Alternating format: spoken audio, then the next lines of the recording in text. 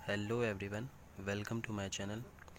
पिछली वीडियो में हमने क्रिस्टल फील्ड थ्योरी के ऊपर बात करी थी, जिसमें हमने ऑक्टाहेड्रल और स्क्वायर प्लेनर कॉम्प्लेक्सेस को कवर किया था। आज हम इस वीडियो में टेट्राहेड्रल कॉम्प्लेक्सेस के ऊपर बात करेंगे, जिसके बारे में हम आगे भी डिटेल में पढ़ेंगे। टेट्राहेड्रल कॉम्प्लेक्सेस होते क्या हैं? इन tetrahedral complexes 4 ligand approaching through space in between the axes, so less repulsion।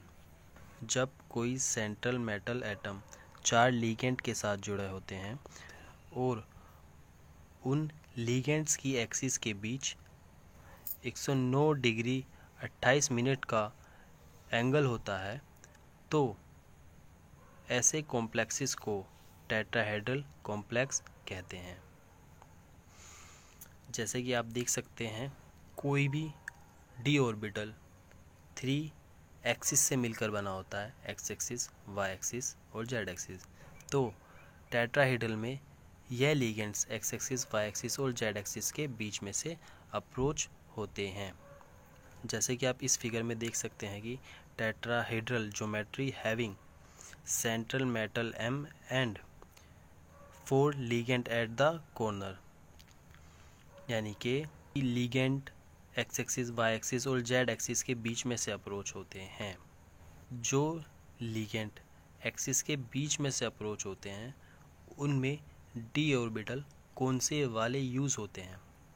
D X Y, D Z X और डी वाई जेड के बीच में से लिगेंड अप्रोच होते हैं, तो यही ऑर्बिटल की एनर्जी टेट्राहेड्रल में बढ़ जाती है और ये हायर एनर्जी स्टेट में चले जाते हैं। लेकिन D X square, Y square और डी जेड स्क्वायर में आप देख सकते हैं कि इस ऑर्बिटल में लिगेंड एक्सिस पर से अप्रोच होते हैं, तो इनकी एनर्जी घट जाती है। जैसे कि आप इस फिगर में देख सकते हैं कि D X Y, D X Z और डी वाई जेड की एनर्जी बढ़ जाती है और D Z square, D X square, Y square की एनर्जी घट जाती है। ऐसा क्यों होता है? ऐसा इसलिए होता है क्योंकि टेट्राहेड्रल कॉम्प्लेक्सेस में ligand X axis, Y axis और जेड एक्सिस के बीच में से अप्रोच होते हैं। इसलिए जो लिगेंड एक्सिस के बीच में से अप्रोच होते हैं उन ऑर्बिटलों की एनर्जी बढ़ जाती है। टेट्राहेड्रल क्रिस्टल फील्ड स्प्लिटिंग, जब D X Y, D X Z, D Y Z ऑर्बिटलों की एनर्जी बढ़ती है, तो वह हायर एनर्जी स्टेट में चले जाते हैं।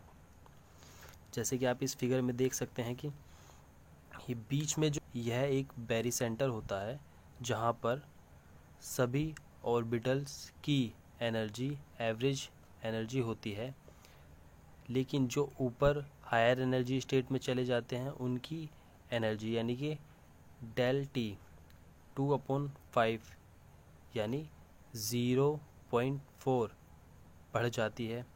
लेकिन जो लोअर एनर्जी स्टेट में चले जाते हैं, जैसे कि D X square, Y square, D Z square, उनकी एनर्जी -3/5 -0.6 घट जाती है।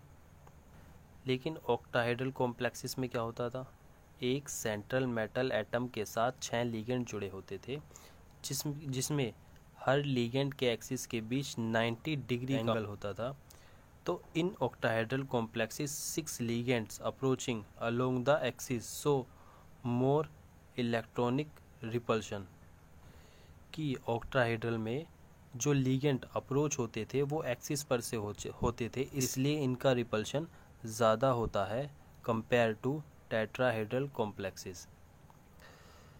इसमें जो ऑक्टाहेड्रल कॉम्प्लेक्सेस में जो ऑर्बिटल हायर एनर्जी स्टेट में जाते थे, क्योंकि लिगेंड एक्सिस पर से अप्रोच होता था, तो इसलिए D X square, Y square और डी जेड स्क्वायर वाले ऑर्बिटल्स हायर एनर्जी स्टेट में जाते थे और D X Y, D Z X, D Y Z वाले ऑर्बिटल लोअर एनर्जी स्टेट में चले जाते थे।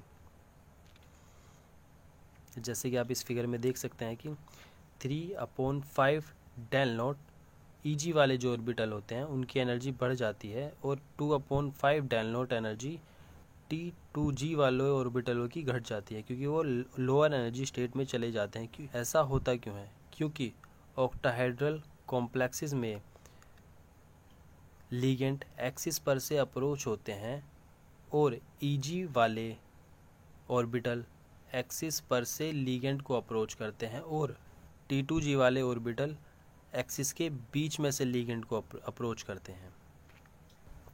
अब हम इनकी कंपेयरिंग करके देखते हैं कि tetrahedral splitting is always less than octahedral splitting energy. क्योंकि ऑक्टाहेड्रल कॉम्प्लेक्सेस में लिगेंड एक्सिस पर से अप्रोच होता है, इसीलिए इनमें ज़्यादा रिपल्शन होता है, लेकिन टेट्राहेड्रल कॉम्प्लेक्स में लिगेंड एक्सिस के बीच में से अप्रोच होता है, इसीलिए इनमें कम रिपल्शन होता है। ऑक्टाहेड्रल कॉम्प्लेक्स में जब वीक फील्ड लिगेंड होता है तो हुंड्स रूल फॉलो होता है, लेकिन जब स्ट्रॉन्ग लिगेंड होता है तो हुंड्स रूल फॉलो नहीं होता है।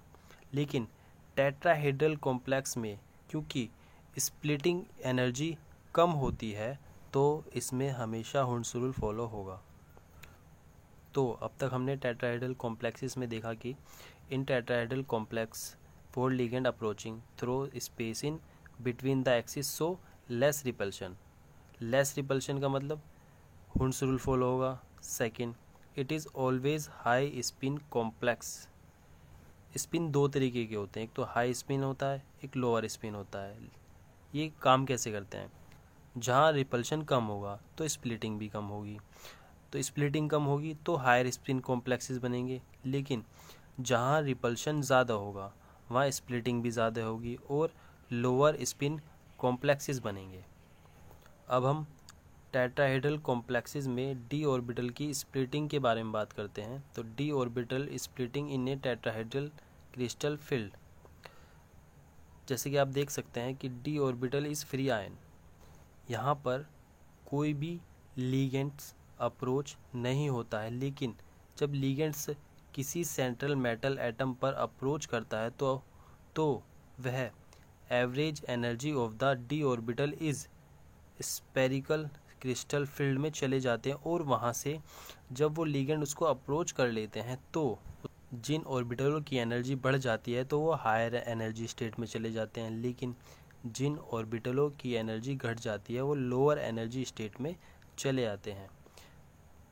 लेकिन इनके बीच में गैप बराबर होता है, लोअर एनर्जी स्टेट का भी और हायर एनर्जी स्टेट का भी, अकॉर्डिंग टू ऑर्बिटल। जैसे कि आप देख सकते हैं कि हमने इसमें बीच में एक लाइन ड्रॉ करी जिसको हमने नाम दिया बैरी सेंटर। तो बैरी सेंटर से ऊपर वाले हायर एनर्जी स्टेट में होते हैं और बैरी सेंटर से नीचे वाले लोअर एनर्जी स्टेट में होते हैं, लेकिन बैरी सेंटर से ऊपर वाले और बैरी सेंटर से नीचे वाले ऑर्बिटलों की एनर्जी का सम 0 होता है। तो हम यह मान सकते हैं कि बैरी सेंटर पर एनर्जी 0 होती है। नाउ बैरी सेंटर से T2G ऑर्बिटल वालों की एनर्जी 0.4 डेल नॉट पड़ती है और बैरी सेंटर से Eg वाले ऑर्बिटलों की एनर्जी -0.6 घटती है। तो हम इसको कैलकुलेट कैसे करेंगे? जैसे कि आप ऊपर फॉर्मूला देख सकते हैं कि crystal field splitting energy of tetrahedral complexes, यहाँ पर -0.6 डेल टी Eg वाले ऑर्बिटलों की एनर्जी गैप और a electron in Eg plus 0.4 del naught T, यह T2G वाले ऑर्बिटलों की एनर्जी गैप है, into B electron in T2G। Calculate करके देखते हैं कि बैरी सेंटर को 0 आना चाहिए। तो हमने देखा कि बैरी सेंटर पे एनर्जी गैप जो होता है वो 0 होता है। तो आइए इसको कैलकुलेट करते हैं। तो बैरी सेंटर से T2G वाले ऑर्बिटलों का एनर्जी गैप होगा del naught is equal to 0.4 into B is equal to 0.4 into, यहाँ हम बी की जगह 3 रखेंगे क्योंकि 3 ऑर्बिटल्स हैं जिनकी एनर्जी बढ़ जाती है, इज इक्वल टू 1.2, और del two is equal to minus 0.6 into A is equal to minus 0.6 into 2, यहाँ हम ए की जगह 2 रखेंगे क्योंकि जिन ऑर्बिटलों की एनर्जी घटती है वह 2 है, इज इक्वल टू माइनस 1.2, यानी कि बेरिसेंटर और T2G वाले ऑर्बिटलों का एनर्जी गैप डेल 1 प्लस बेरिसेंटर और EG वाले ऑर्बिटलों का एनर्जी गैप डेल 2, इन दोनों को हम जोड़ देते हैं तो हमारे पास is equal to 1.2 plus minus 1.2 is equal to 1.2 minus 1.2 is equal to 0, जो कि हमारा बेरिसेंटर है 0, यानी कि T2G वाले ऑर्बिटल्स का एनर्जी गैप प्लस EG वाले ऑर्बिटल्स का एनर्जी गैप 0 होता है। अब आप देख सकते हैं कि टेट्राहेड्रल और ऑक्टाहेड्रल स्प्लिटिंग में रिलेशन, यहाँ आप रिलेशन देख सकते हैं कि टेट्राहेड्रल और ऑक्टाहेड्रल में, तो del T is equal to 4/9 into del naught, यहाँ डेल टी होता है टेट्राहेड्रल स्प्लिटिंग और डेल नॉट होता है octahedral splitting energy. Tetrahedral splitting energy is equal to 0.44 octahedral splitting energy. तो आज की इस वीडियो में सिर्फ इतना ही। अगली वीडियो में हम ऑक्टाहेड्रल कॉम्प्लेक्सेस और स्क्वायर प्लेनर कॉम्प्लेक्सेस और टेट्राहेड्रल कॉम्प्लेक्सेस में डिफरेंस देखेंगे और इनके ऊपर कुछ क्वेश्चन भी लेकर चलेंगे। आई होप आपको ये वीडियो पसंद आई होगी। अगर आपको ये वीडियो पसंद आई हो तो लाइक करें, हमारे इस चैनल को सब्सक्राइब करें और वीडियो को ज़्यादा से ज़्यादा शेयर करें। Thank you for watching this video.